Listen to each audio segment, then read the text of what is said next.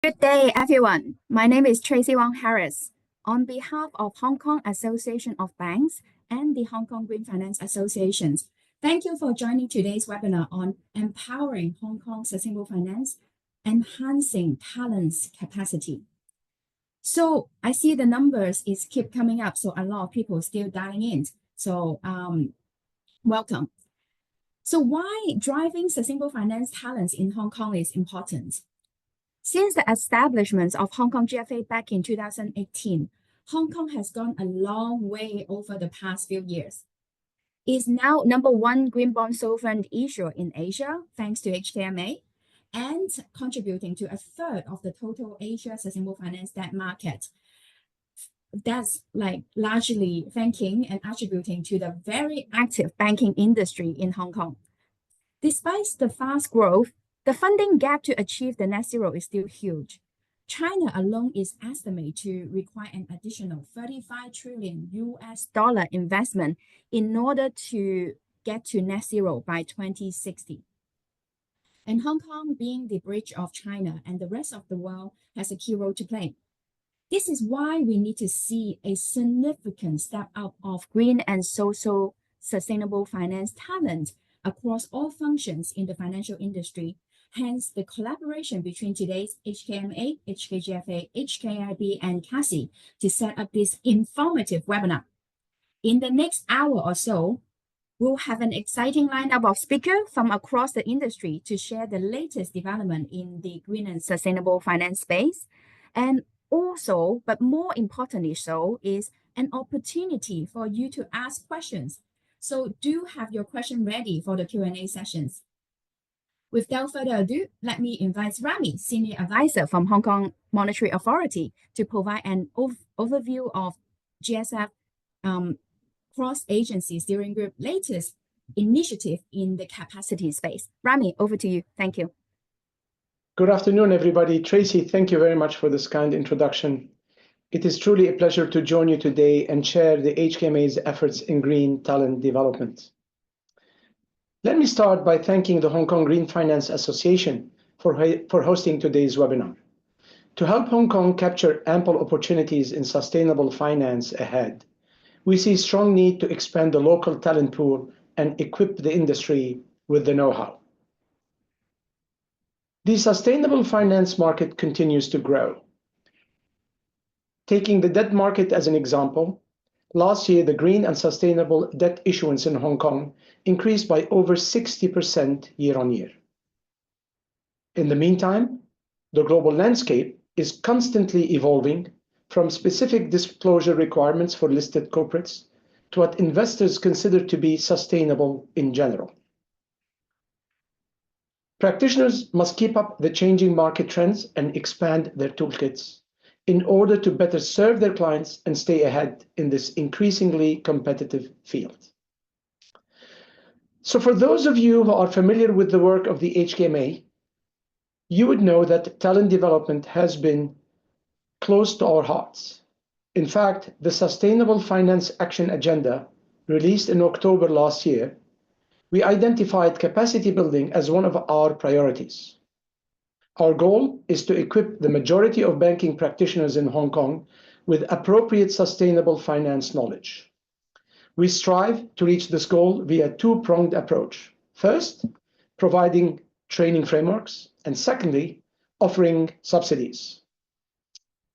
So in collaboration with the Hong Kong Institute of Bankers, or what we call the HKIB, we have developed a framework which sets out the common core competencies and capabilities required for sustainable finance practitioners in the banking industry. This framework is called the Enhanced Competency Framework on Green and Sustainable Finance, also known as the ECF. ECF comprises two elements. The first is competency standards that are derived from key job skills, such as disclosures and climate risk management. The second is qualification standards, including certification requirements, continuing professional development requirement, etc. So here we first introduced the core level of ECF in 2023. taking into account market development, we launched the professional level of ECF earlier this year to address the needs of middle and senior level banking practitioners. This new module covers in-depth and specialized knowledge of sustainable finance with greater emphasis on product development, investment and financing activities, and risk management, just to name a few. Now, while ECF is a non-statutory framework, we strongly encourage banks to adopt it as part of their overall staff development efforts and take appropriate measures to monitor, develop, and maintain the competence levels of banking staff. Allow me also to take this chance to thank HKIB colleagues for their efforts in developing and promoting ECF. I will leave it to Kevin from HKIB to share with you more details of the framework in today's webinar. Now, moving on the subsidies. The HKMA, along with the other financial regulators in Hong Kong, is administrating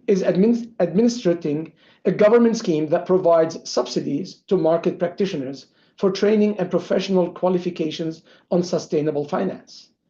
This scheme is called Pilot Green and Sustainable Finance Capacity Building Support Scheme. It's a mouthful, but think of it as CBSS for short.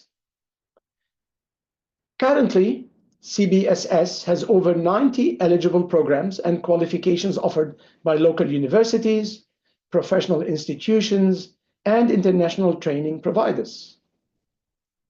So upon successful completion of these programs, eligible applicants can apply for reimbursement of up to 10,000 Hong Kong dollars. To date, around 7,000 reimbursement applications have been approved under the CBSS, totaling close to 40 million Hong Kong dollars.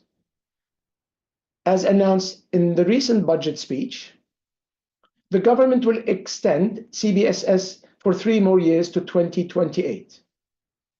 We are considering ways to enhance the scheme and very much welcome your suggestions, if any. In addition to training for practitioners, another key aspect of capacity building is nurturing young talent. To this end, we strongly encourage banks to offer internships and other learning opportunities to students. The cross-agency steering group, co-chaired by the HKMA, has dedicated webpage for sustainable finance internships. Please do not hesitate to contact my team if you'd like to list relevant openings from your organizations. We welcome everyone. I know you have a rich program today, and I will not keep you any longer. I hope you enjoy the session with us today. We look forward to joining hands with the industry to develop green talent in Hong Kong and further consolidate our position as the region's sustainable finance hub. Thank you, everyone. Christine, the floor is yours for the panel discussion. Hi, good afternoon, everyone. It's my pleasure and my privilege to be the moderator today of this excellent panel that we're going to listen to. And just reflecting on what Rami said, I'm really glad to hear that Hong Kong will continue to provide funding and opportunities for young people and professionals to learn more about the topic. So today I have a number of panelists. I have Wong, who's the Executive Vice President and Education Council member of HKGFA. She's also, of course, the Managing Director, Head of Sustainable Capital Markets, APAC at BNP Paribas. She will be followed by Adam Ng, who's the advisor for CASI, an amazing effort being made to, again, increase capacity and learning. Then he's going to be followed by Pritya Pravina, whom we all know as the Director of Climate Change Asia Pacific as HSBC. Last but not least, we have Amy Yu, who's the lead practitioner at Standard Chartered Bank. So without further ado, Chowni, let me come back to you. And you're truly a veteran in sustainable finance. Let me put it that way. And I think it was some years ago when we first met. But of course, it is still a relatively new topic even though we have a number of veterans now in Hong Kong. So please share with us in terms of how you see the training of more talent for Hong Kong. Thank you so much, Christine, for giving me the first question. I consider myself an OB when it comes to sustainability, sustainable finance, and I also consider myself very fortunate, to be at the very beginning of this industry. But let me put on my Hong Kong Green Finance Association hat. I would say, there's a constant need, in terms of building up capacity when it comes to sustainability or sustainable finance, depending, which specific area that our audience, is from, right? Because the field is constantly evolving, and it's really hard to catch up, with the latest regulation, the latest reporting rules, the latest market development, the latest investor appetite, particularly in current time, when there's a lot of challenges, and sustainability cannot even, it's no exception, even when it comes to geopolitics, in current, environment, right? So, at HKGFA, I think it's very natural, for us to be actively involved when it comes to building awareness, building capacity, for the industry, right? As Tracy mentioned, we set up in 2018, and our mission is to work very closely with the industry, together with the policymakers, to develop Hong Kong into the world-leading sustainable finance center. For any international finance center now, if you don't have the plug in sustainability, I don't think you're relevant as an international finance center. And the same thing goes to human development, right? If you are in the banking finance industry, you also need to evolve yourself to adapt with your skill set. So that's very important for HKGFA to provide the right content to support our members, as well as the bigger stakeholders that we serve in capacity building. For those who follow us, we constantly roll out online as well as offline events and training events, over 100 a year, right? So very active. You can get on any content from biodiversity, climate transition planning, to ISSB reporting, to carbon market, depending your preference. So I think the content is really available for our members to, as well as key stakeholders, to take advantage of. And for the ECF, the competence framework that Rami from HKMA just shared, we also equip our members with the right courses in partnership with HKUST, and we have been running this in a number of cohorts now. And if I look at from my BNP role, we've been sending a lot of our colleagues from wealth management, asset management, and obviously, the bigger part of corporate and investment banking to these courses, to really have a more structured, systematic way of learning everything about sustainable finance, right? So it has really beneficial, to our staff member to be more equipped so that they can really carry out the relevant conversations to provide the right advisory, to our clients. So I found that extremely helpful. Yeah. Yes, thank you. I mean, I also remember the day that in 2018, when Hong Kong GFA was launched at the Hong Kong Stock Exchange. It is really quite incredible in Hong Kong what a dedicated group of professionals we have. And I think we could say that we all are continuing to learn. As you say, this is an evolving issue with many new variations happening. So Adam, maybe I can come to you. I mean, CASI is dedicated to capacity building. Tell us something about what you're doing. Yeah, thank you very much for the organizer. Thanks, Prof. Christine. It is a privilege to be representing CASI. CASI, as you know, is the Alliance of Sustainable Investment, and it's led by Dr. Ma. It was given birth to during COP in Dubai 1 year plus ago. And it is very much a detailed synthesis of the capacity building gaps in many of the emerging and developing countries. And these were identified as one of the key issues by the G20 working group, where it was chaired by Dr. Majun, and therefore given rise to this initiative.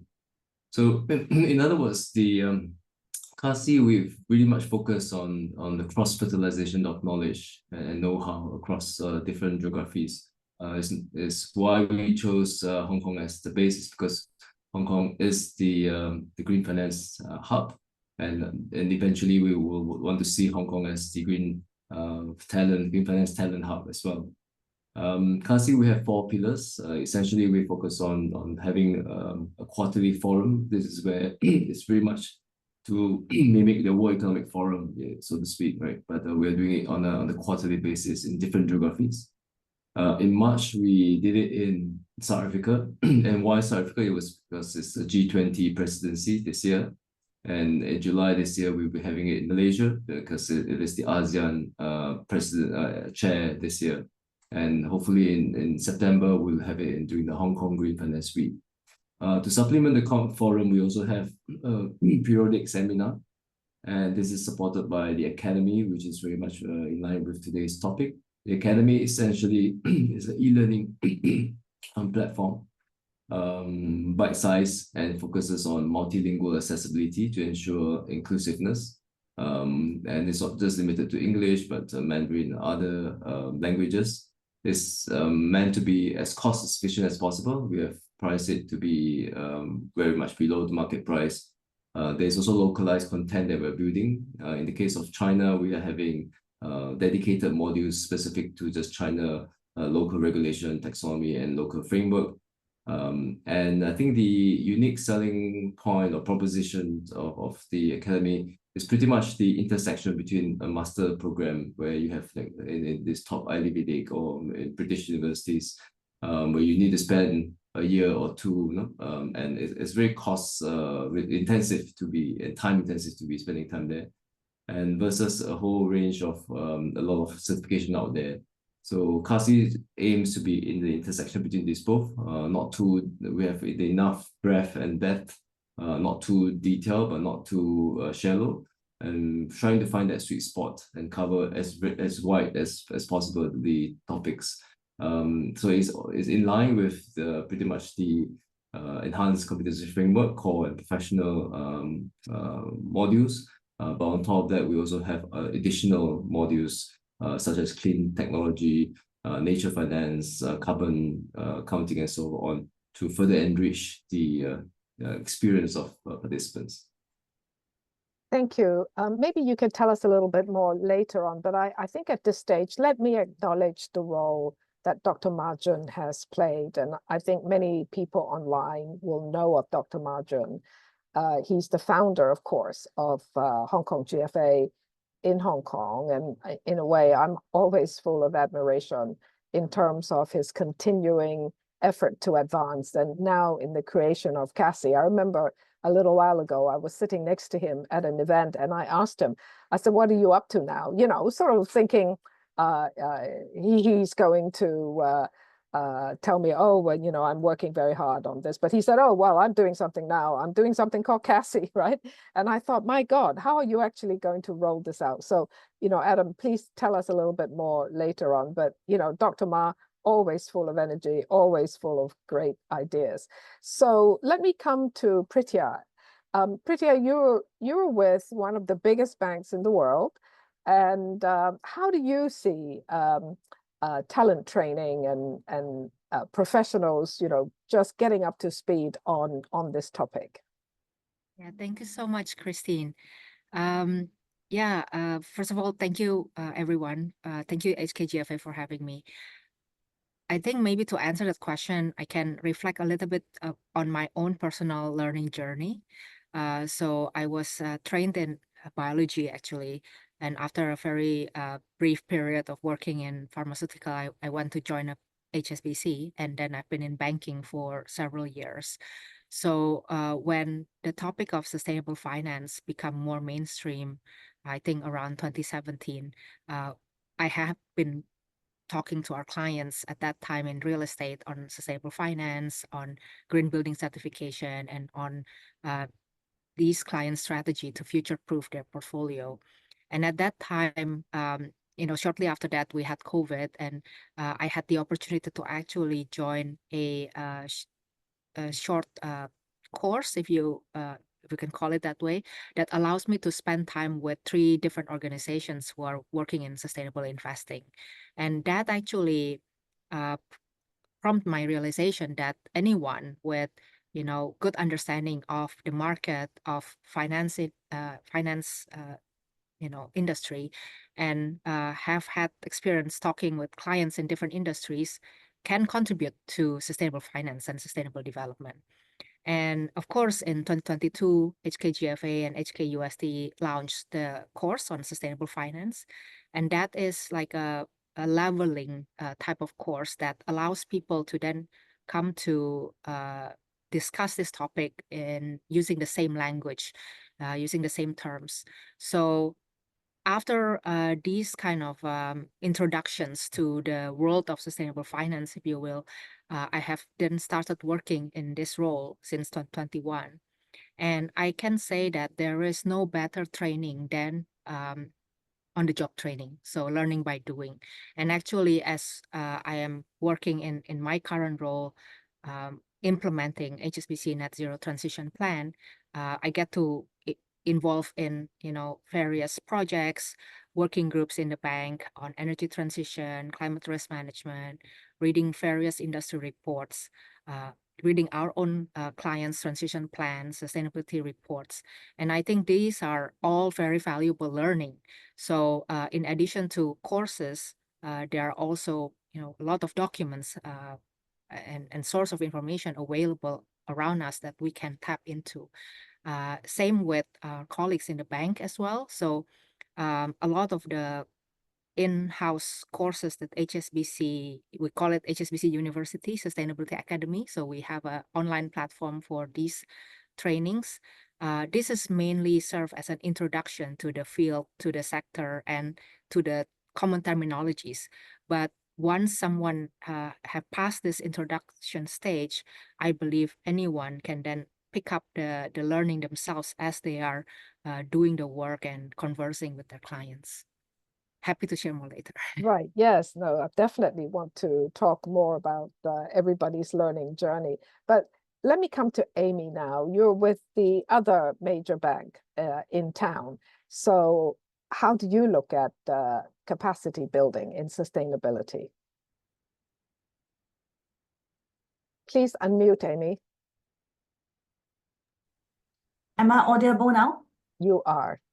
Thank you. Thank you. Good afternoon, everyone. Hi, this is Amy from Standard Chartered. So allow me to use like 10 seconds to introduce myself. I am part of the HR team in Standard Chartered and looking after building the people capabilities across the group by creating transformation, learning, and also helping our colleagues to be more innovative and more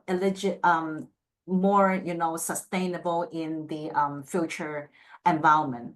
Yeah. So I think it is a very good time for me because the previous guest speaker already mentioned why is it important to understand and what is it about sustainable finance. And for me, I will share more the how that banks are developing our talent capabilities.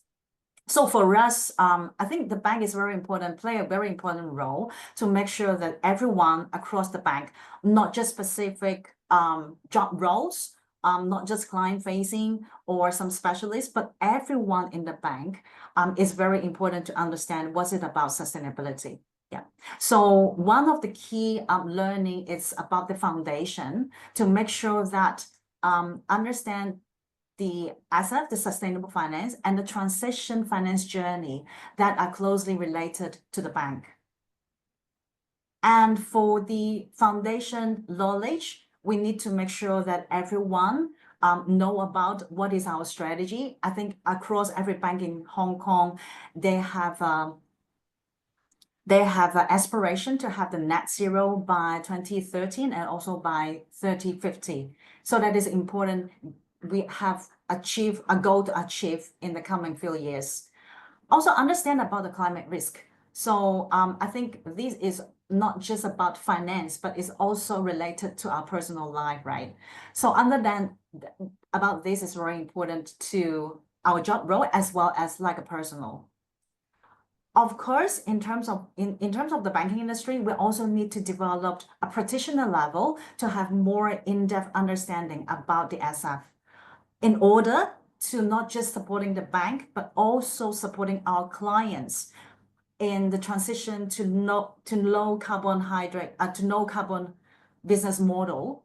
And we are also looking at building talents to provide solutions in terms of financial solutions, in terms of data analysis, governance, compliance, all that actually is evolving when we speak. We also working closely with HKMA and HKIB as well as HKGFA to make sure that it's not just internally develop our talents, but helping our people to get external qualifications as well and open their lens to have more up-to-speed knowledge and also the latest development in Hong Kong. Right. So I find this very interesting to talk to, in terms of what we heard from, of course, we heard from HKMA, right, which is the regulator of banks. And obviously, if we stretch this to SFC and IA, what I'm saying is Hong Kong has the cross-agency steering committee. And so there is a great interest, I think, amongst all of them to increase the knowledge about sustainability. So we have Choni, we have Pritya, you are two bankers sitting in one European bank and, sitting in HSBC. And Choni, you're also having a prominent role at Hong Kong GFA. In Hong Kong GFA and the Monetary Authority have a very close working relationship.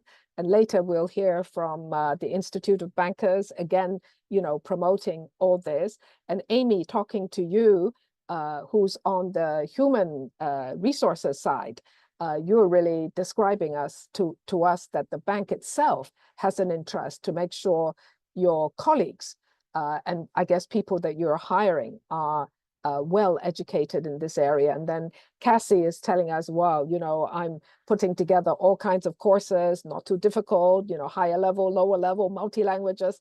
I mean, in a way, Hong Kong is a tremendous place that we're doing all of this. So if I can go back to Choni and Pritya first, both of you have come from finance and other sectors, and you're now working for banks in financial services. You yourself have been through a journey. And Pritya, you started telling us a little bit about your background. So Choni, maybe you can also share with us your journey. I mean, where you've come from, where you are now, and what advice or what insight might you wish to share with people online who are, on the same journey? Thanks, Christine. I think for people who are in banking and finance, very typically you find, a lot of my colleagues, as well as people in the industry, are, veteran bankers and investment managers, right? So, it started as their first job and continue to be their, the deepening of their career choice. I think for me, it's actually very different. I have only been in banking in the last 8 years, almost running up to the 8 years this year. So I actually started in 2006 with the United Nations in Geneva, and that's the unit called UN Environment Program Finance Initiative that was set up to be a public-private partnership to engage with the finance and investment community on responsible banking and sustainable finance, right? So back then, I was an intern, translating the PRI principles. You can really date it back, long time ago, before anyone really knew what this was about. But long story short, I evolved myself from UNEP to, ESG rating, research consultancy to more recently in banking. And I think, you know, I have the young self to thank for kind of sticking to what I believed as important, as critical, you know, looking at the fundamentals, you know, of our planet and economy, right? So it was a personal sort of choice to make back then. But, you know, I actually felt that my skill set or my knowledge or network has been actually very complementary to the bank or the banking industry in general, in terms of staying relevant, staying competitive to, you know, to the markets, to, you know, to their clients, right? So suddenly, you know, in a transaction, you need that conversation with clients when it comes to net zero development, when it comes to, you know, finding the right green capex and opex to fund, you know, how sustainability credential is important in overall credit, you know, discussions, right? So these are actually very material sort of conversations to have with clients, and that would drive, you know, business development. So I think from that perspective, you know, if you look at my career, I actually look at it as a mini snapshot of, you know, the evolution of sustainability being mainstream in policy making and banking and finance, right? So I think looking forward, particularly in current juncture where sustainability or ESG is being extremely targeted, you know, there has been a lot of negative headlines, and I got lots of questions, you know, since the beginning of the year from clients, from friends, if this is the end of ESG. So putting it into today's context, is there such a need to continuously, you know, equip yourself with sustainability, sustainable finance knowledge and capability? My short answer is yes, yes, yes, you know.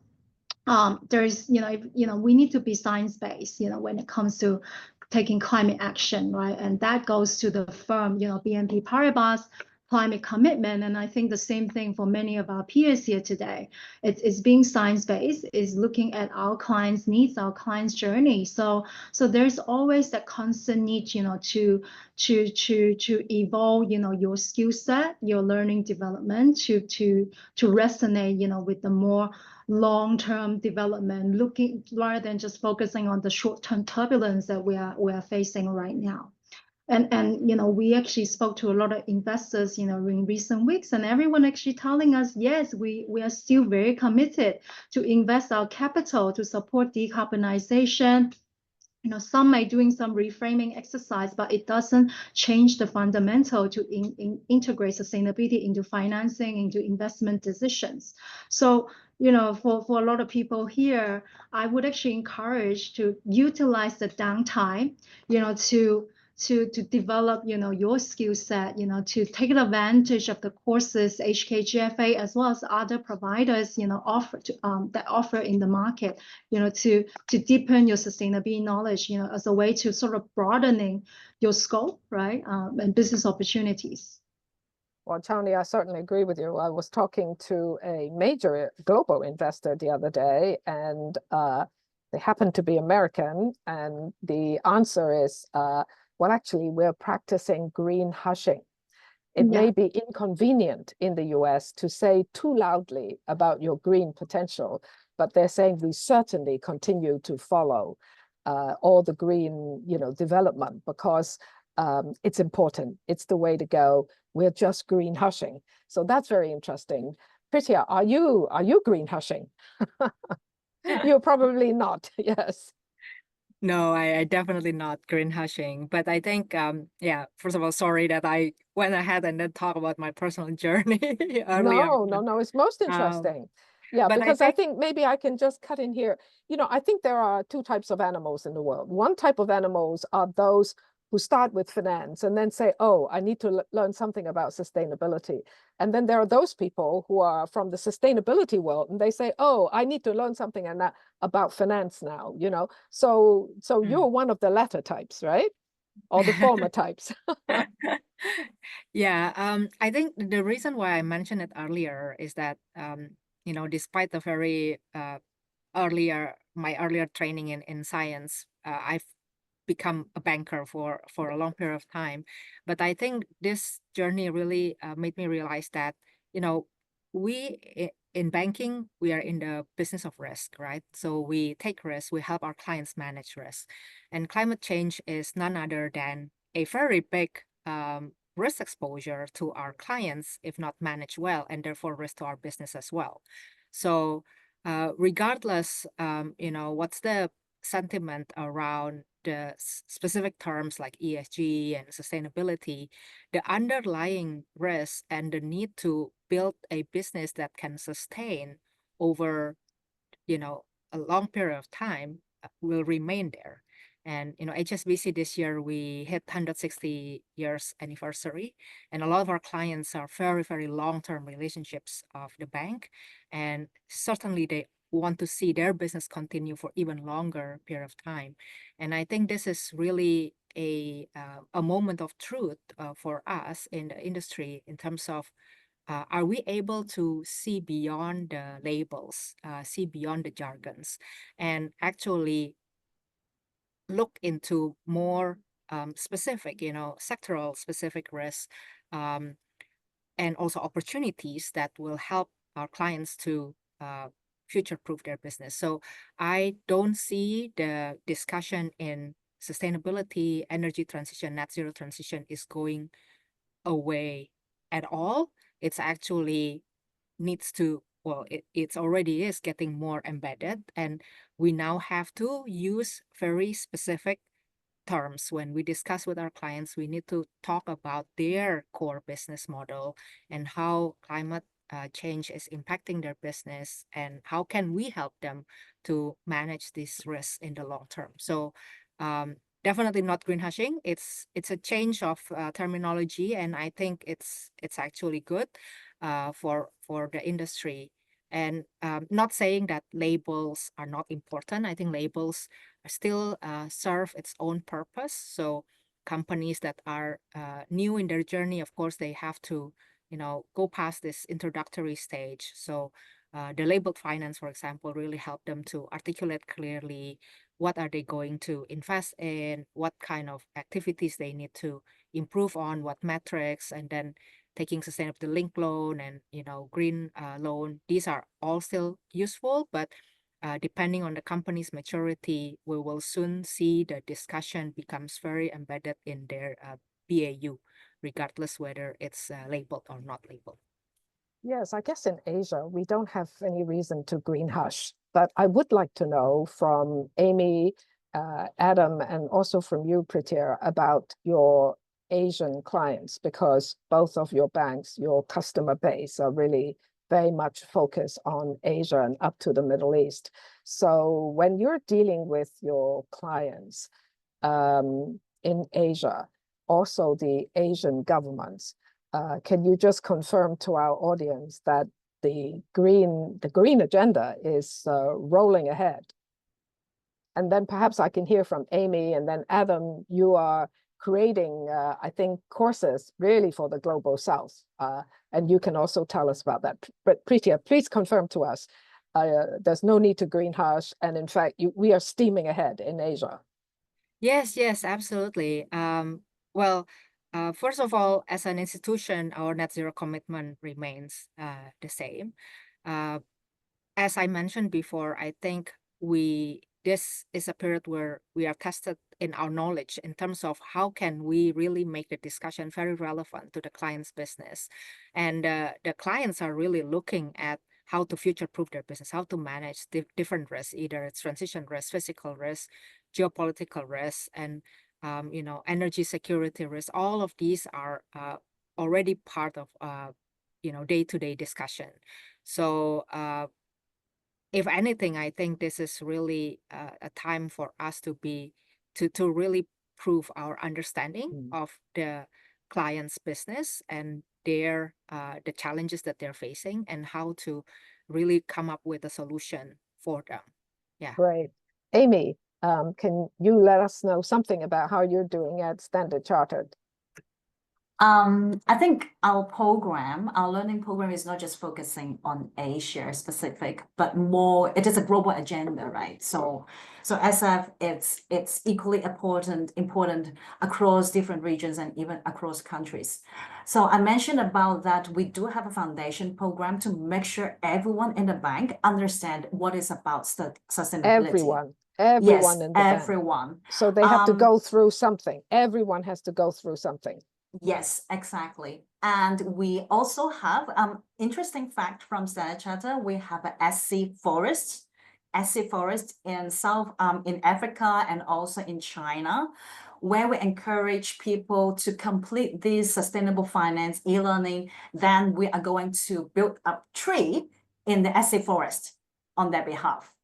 So it's helping people to understand more, as well as we are helping the planet as well. So that is how we are promoting the foundation knowledge across the whole bank.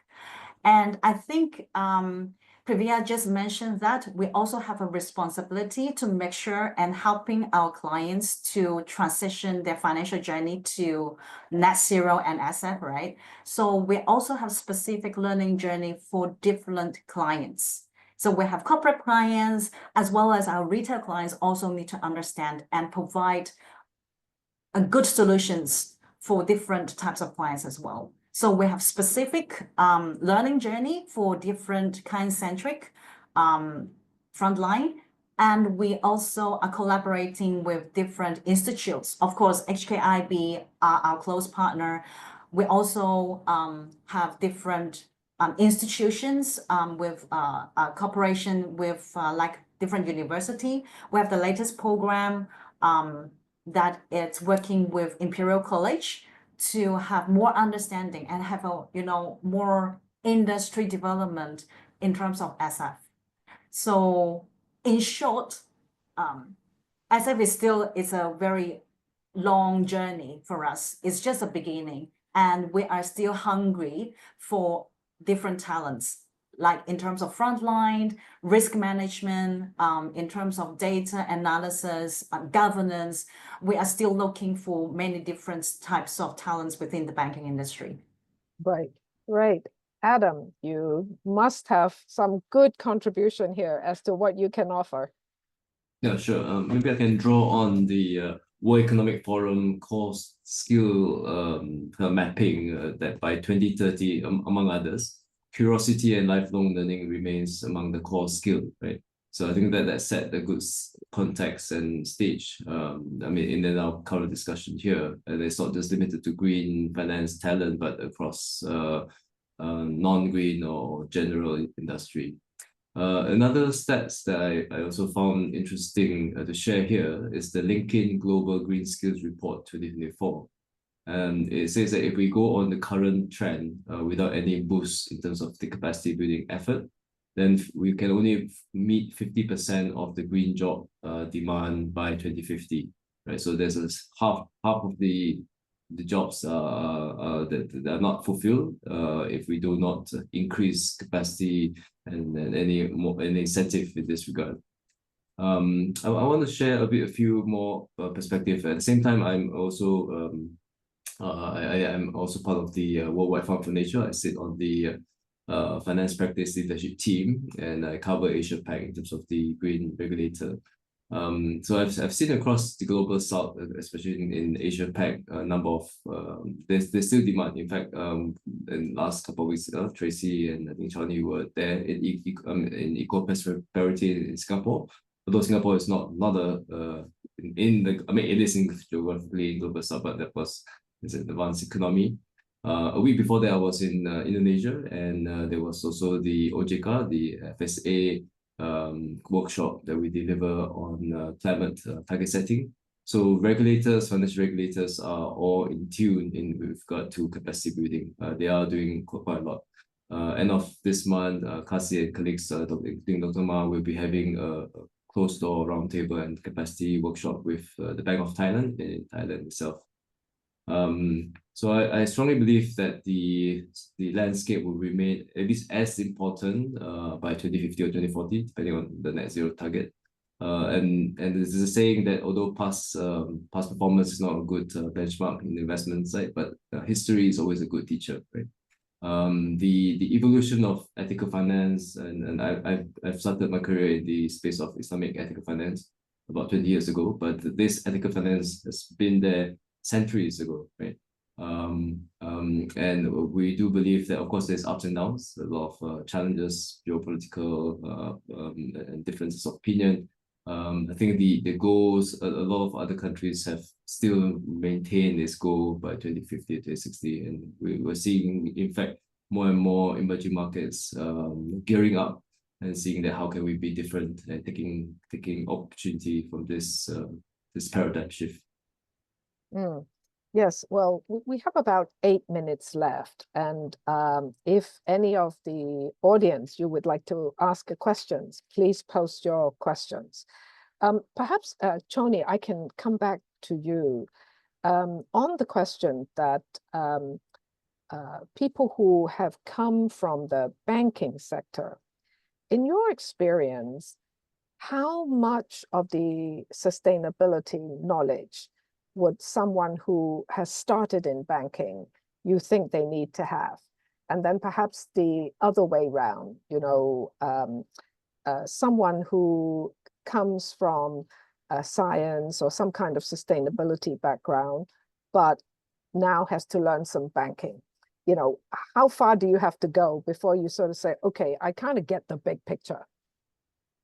Great question, Christine. And I think it really depends on the specific job, right? If I take DCM as example, you know, we all love to talk about the fast growing green bond or sustainable bond market. And we have seen that, you know, in the last few years since 2017, you know, for this part of the world, we have seen, you know, strong year-on-year growth. So, you know, for DCM bankers, it's like, it's becoming a very important part of their business, right? So for this group of bankers, sustainability or how to structure, you know, a green bond, sustainable bonds is actually something that they have to equip so that they can stay relevant, you know, in front of their clients, right? So I think in that example, I would say, you know, a lot of our DCM bankers are very aware, you know, of the market development, the market appetite, and this, you know, the process evolved. And obviously, you know, for us, we have a dedicated team to support them, to work with them, to originate the business, to make sure, you know, everything is done with strong integrity so that we can distribute to investors, you know, who want to, you know, invest as part of their fixed income strategy when it comes to ESG integration, right? So, and similarly, you know, for our loan business, it's the same thing. You know, the loan bankers, originators are very aware of the market development, and we work side by side with them. So on the other side of the coin is, you know, for, you know, myself or my team, you know, who are dedicated sustainability professionals in a bank. And so for us, you know, the learning curve is really much on understanding, you know, the products, the banking product itself, right? So in a way, it's actually extremely complementary. You know, like I said, if you are doing banking business and if you don't know sustainability, that means you're not a good banker anymore, right? And you won't be able to provide the right advisory, you know, to support our clients, right? So the more relevant to the business, the more integration that you really see. And it's actually same thing for some of the more behind, you know, the scene functions like risk. You know, Amy mentioned risk, you know, how to manage risk. Same thing with Preetia. How do you manage risk exposure? So our risk colleagues are actually very knowledgeable when it comes to sustainability. You know, some of them have signed up to the external courses, and they also have to, you know, they also learn on the job, deal by deal, right? So they're very equipped, you know, about, you know, the right, you know, ambition in the sustainability KPIs, greenwashing risks. You know, these are constant conversations that we have, you know, trade by trade. So we do see that, you know, the sustainability knowledge and experience is being immersed, you know, within the banking system. And that's a really healthy development, right? It's not about a few of us, you know, leading the sustainability practice within a bank, we actually need the entire bank to work with us, to integrate sustainability. So it's important to have, internal courses to equip everyone with the support of external courses like what HKGFA has offered. So for example, we at BNP Paribas, apart from, sending our staff, to the GFA course, we also have collaboration with Cambridge, with Columbia. So there are cohorts, ongoing throughout the year, targeting, starting from, very frontline, senior, and now we are being more and more inclusive, across the organization. Right. Well, it's definitely very encouraging to hear from you, and also what Amy said earlier on, that, in your own institution, everybody is stepping up so that we can foresee a time in the not too distant future that sustainability becomes immersed. I think that's the word that you're using, that integrates bankers into sustainability. So we have about 4 minutes left. If I can invite Pritya, and then Amy, and then Adam to perhaps just give a final piece of insight or recommendation to the audience. Pritya, over to you. Thank you, Christine. I think I just say that never stop learning.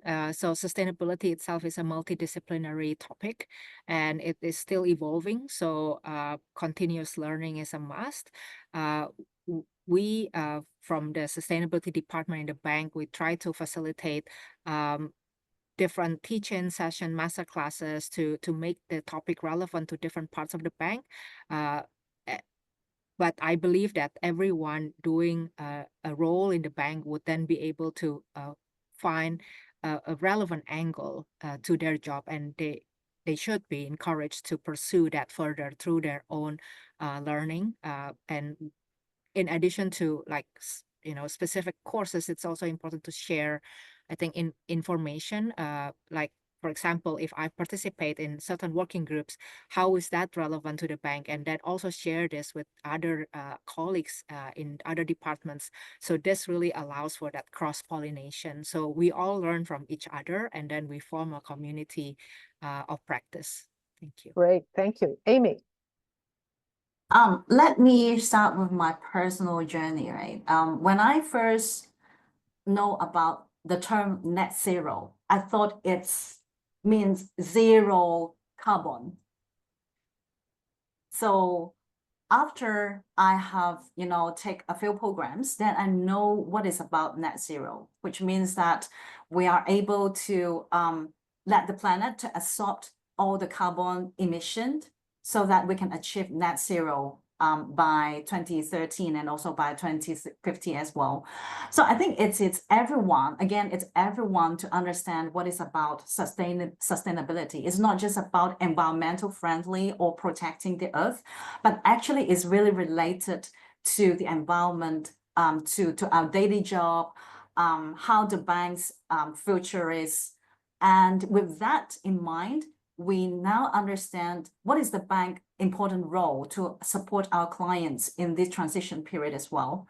So you don't need to be, a compliance expert or a risk management expert to need to know about SF, but you need to understand what is the global agenda is driving, and what is the role to play as a banker and also as a bank in order to help our clients to go through this journey. So as just mentioned, that continuous learning is very important. I believe that SF market is still evolving at a very high speed. So it is very important for us to keep ourselves up to speed, and to look at more about, to understand more about what is the climate risk, what is the governance and regulations that is happening in the banking industry. Thank you. Adam, you have the last minute. Sure. Well, I just want to quote another saying, or to go fast, go alone, but to go far, we go together, right? So I'll take this opportunity to really thank all our partners, stakeholders, and colleagues, of course, in this webinar. In particular, Hong Kong GFA, we will be having a Hong Kong GFA-CASI program, hopefully by the last quarter, third quarter, fourth quarter this year. And I think, Prof. Christine, you were the founder of Civic Exchange, and Civic Exchange has also been very kind in supporting us in a number of review, preparation of some modules. Of course, also recently the Environmental Conservation Fund that we managed to secure together with the Hong Kong Institute of Qualified Environmental Professionals, and this is for mainly the EIA courses, and as project financier bankers understanding how EIA works, what are the unique features of different components of projects are very important.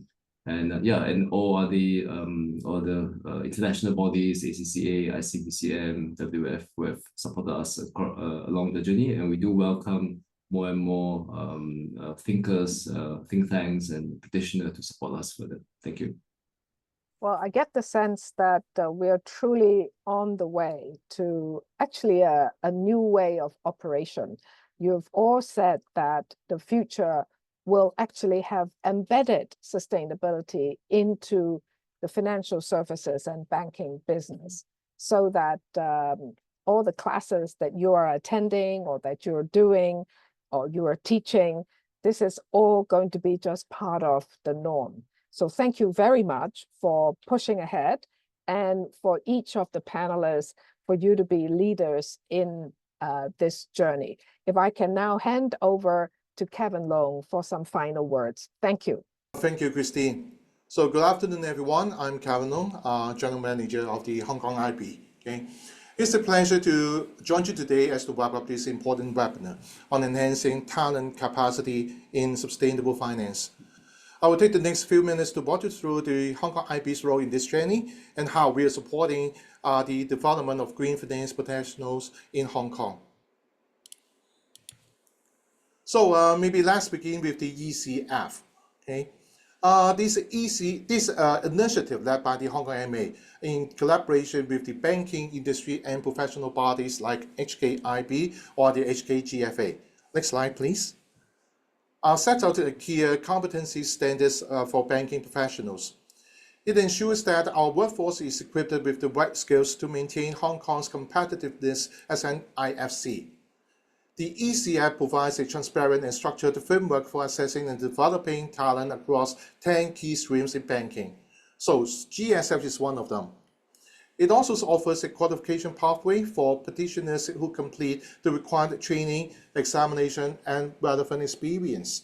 This is a very critical foundation for building a future-ready workforce. So, as I have just mentioned, among these streams, the ECF GSF is particularly timely and the latest one. This is a guide for each ECF, including this ECF GSF. So you can just go to the Hong Kong MA website and download all the documents in their website. It has launched in two phases, the core level in July 2023 and the professional level in November 2024. So the core level builds a foundational knowledge which targets to junior bankers or someone who may wish to join the industry, while the professional level are mainly for experienced practitioners who have already equipped the core level and focus on specialized areas in regulatory trends. Next slide, please. The grandfathering period for the core level has ended in 2024, but for the professional level, it's still open until the end of August 2025. And I will have more elaborations on what is grandfathering later. Okay, so this is a great opportunity for these experienced professionals to gain this recognition. So Hong Kong IB is very proud of to be served as the administrator of this ECF. We oversee the certification process, ensure alignment with the competency standards set up by the Hong Kong MA, and support ongoing professional developments through the CPD requirements. So our goal is to maintain high standards and ensure relevance in such a fast evolving field. So the pathway to certification includes multiple routes.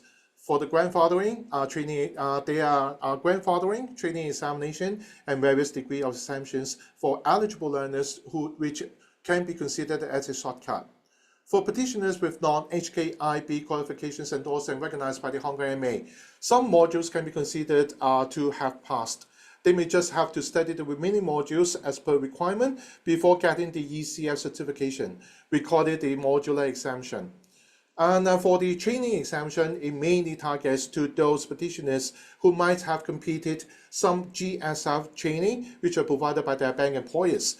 If the content of the training is highly compatible with the ECF syllabus, they may just readily proceed to the ECF professional examination as to avoid duplicated learnings.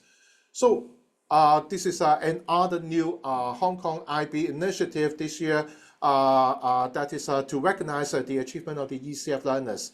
We've launched the ECF affiliate certification, which is granted to those who have passed all required ECF training and examination, but they may still need time to accumulate relevant work experience before getting the official ECF certifications. So they can still be articulated to the official ECF certification holder when they met all the requirements set by the Hong Kong IMA, including the relevant work experience. So this flexibility may allow petitioners to pursue the certification in a way that best suits their experience and learning needs. So there are altogether 5 professional qualifications with different majors in the professional level, specializing in green product design, green investment, risk management, disclosure and reporting, and also the sustainability strategies and compliance. If a petitioner who are working in banks and have at least 5 years of work experience in any of the specialisms I just shared, of which 2 years are working with a job roles defined as professional level by the Hong Kong IMA, they can just apply the grandfathering to the Hong Kong IB and get the certifications without going through any training and examination. But you may say, hey, Kevin, if I do not have a 5 years work experience, what can I do? Then you can consider to get this ECF through the completion of training and examination. By completing these ECF with different module combinations, the petitioner can get the ECF if they are working in banks and also with the particular field.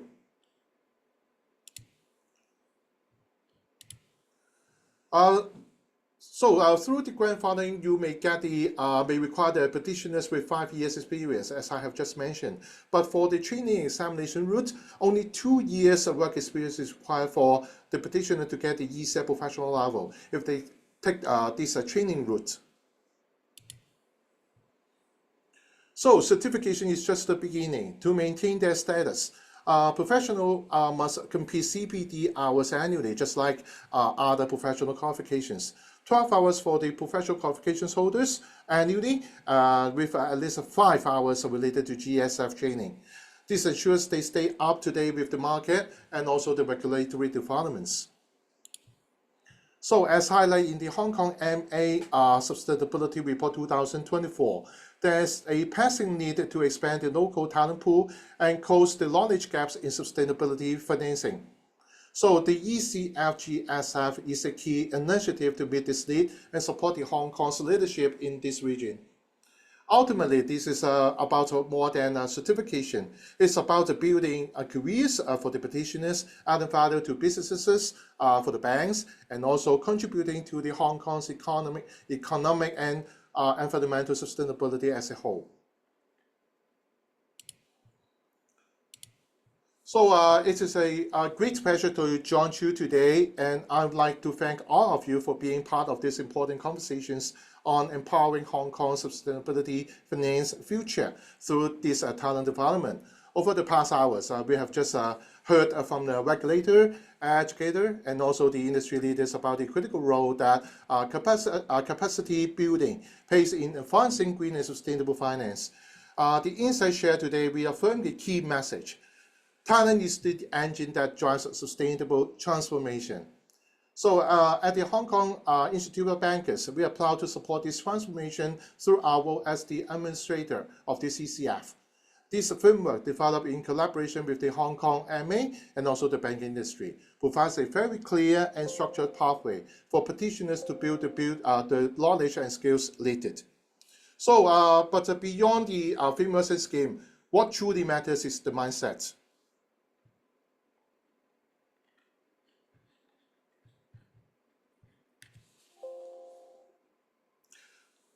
Sorry. let me have some technical, I think that you can hear me, okay? So I may continue.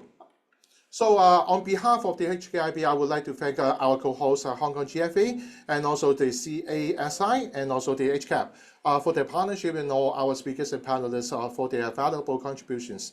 Most importantly, thank you for all of you for your engagement and commitment to this course. Last but not least, I'm representing all the affiliate organizations here to invite you to like and join us in the virtual community by scanning the QR codes, okay, to join us the link in and also the website. Thank you very much.